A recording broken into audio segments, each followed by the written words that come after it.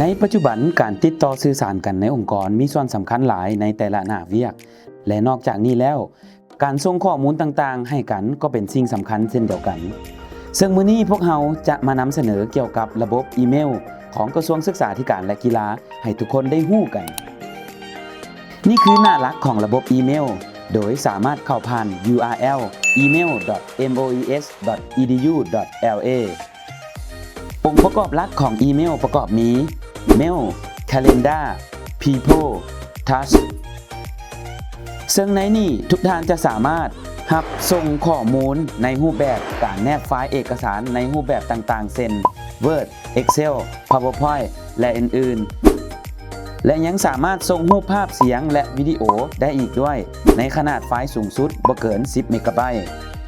นอกจากนั้นแล้วท่านยังสามารถบันทึกการนัดหมายเวียกงานและกิจกรรมต่างๆได้และสามารถแบ่งปันการนัดหมายให้เพื่อนร่วมงานได้และนี่ก็คือข้อมูลเบื้องต้นของอีเมลกระทรวงศึกษาธิการและกีฬา